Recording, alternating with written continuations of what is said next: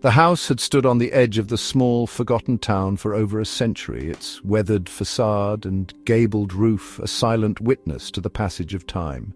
When Anna moved in, she'd been drawn to its antique charm, the creak of its wooden floors, and the way the sunlight streamed through its warped glass windows. But there was something else, a persistent sense of being watched, though she always dismissed it as the quirks of an old house. One evening, while cleaning out the cluttered attic, Anna stumbled upon a peculiar section of wall. It was subtly different from the rest, the wood grains slightly darker, the seams less uniform. Her fingers brushed against the surface and caught on the faint outline of a hidden door. Curiosity prickled her skin. She pressed against the panel and it gave way with a soft groan, revealing a narrow passage that descended steeply into darkness.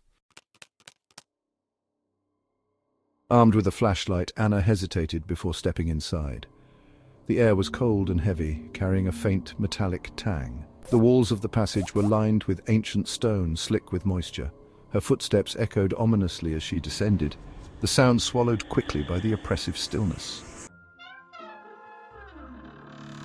The passage ended at a heavy wooden door, its surface carved with intricate, almost ritualistic patterns. The door creaked open with a reluctant sigh, revealing a room that had been hidden away for what seemed like decades, maybe longer. It was large, far larger than the dimensions of the house should have allowed, and filled with a strange assortment of objects that seemed both out of place and out of time. In the center of the room sat a child's rocking horse, its painted eyes unnervingly lifelike. Along the walls were shelves filled with cracked porcelain dolls, their blank faces turned toward her as though in anticipation. A gilded mirror, blackened with tarnish, leaned precariously against the far corner. The air here felt heavier, oppressive, as if the room itself was alive and watching. Anna's flashlight flickered, its beam darting erratically over the unsettling contents of the room. She moved closer to the shelves, drawn to an ornate music box nestled among the dolls. Its surface was engraved with floral patterns, and despite the layer of dust, the craftsmanship was exquisite. As she touched it, the lid sprang open on its own, releasing a tinkling melody that filled the room. The tune was disjointed, off-key, and seemed to grow louder with every note. The dolls on the shelves seemed to shift imperceptibly, their heads tilting just slightly toward the sound. Anna's pulse quickened as the rocking horse began to move, its rhythmic creak punctuating the haunting melody. She stepped back, but her retreat was halted by the mirror.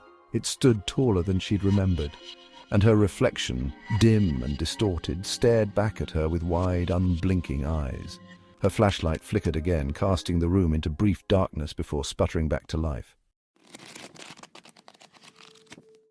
It was then that she noticed the journal, bound in cracked leather, lying on a low table near the center of the room. She opened it cautiously, the brittle pages crackling under her touch. The writing was erratic, the ink faded but legible. It spoke of rituals, sacrifices, and a family desperate to protect their home from some unnamed force. The final entry ended abruptly, the pen's line trailing off as though the writer had been interrupted. The room seemed to react to her discovery. The music box's tune grew louder and more discordant, the doll's glassy eyes glittering in the flashlight beam. The rocking horse's motion quickened, its creak now a sharp, jarring squeal. Shadows pooled in the corners of the room, creeping along the floor like ink spreading through water. The walls began to groan, the sound low and guttural, as if the house itself was waking. Panic set in. Anna turned to flee, but the door slammed shut with a deafening bang. Her flashlight's beam faltered again, and this time it failed completely, plunging her into darkness. The music stopped, replaced by a low, guttural hum that seemed to emanate from the very walls. Her breath came in short gasps as she felt something brush against her arm, soft and cold, like a child's hand. A second touch followed, this one clawed and sharp, dragging along her skin and leaving a burning line of pain. She fumbled for the door, her fingers searching desperately for the handle. The air grew colder, and whispers began to fill the room, unintelligible but insistent. Shadows coalesced into shapes that loomed over her, their features grotesque and malformed. One leaned close, and she felt its breath, hot, rancid, and damp against her neck.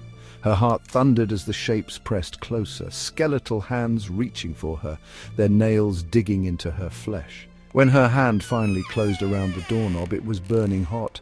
She yelped, pulling her hand back, and the whispers rose to a cacophony of anguished cries. One of the shadows lunged, its form dissolving into a writhing mass of insects that swarmed toward her face.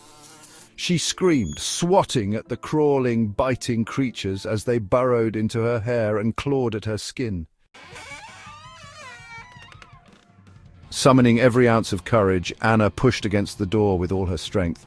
It gave way suddenly, spilling her into the narrow passage. She scrambled up the stairs, the cries and whispers following her, growing louder and more desperate. The hidden door in the attic slammed shut behind her with a final echoing thud. She stood in the attic, trembling and drenched in sweat, her arms streaked with shallow cuts that oozed thin lines of blood. The flashlight's beam flickered weakly back to life, casting familiar, mundane shadows across the cluttered space. The house was silent again, but the oppressive weight of the room below lingered. Anna tried to convince herself it had been a trick of the mind, a product of fatigue and imagination, but she knew better. The house had secrets, and now she was part of them. That night, as she lay in bed, she swore she could hear the faint strains of the music box's broken tune drifting up through the floorboards, and as she closed her eyes, she felt the cold, clawed hand slide across her ankle, pulling her gently toward the dark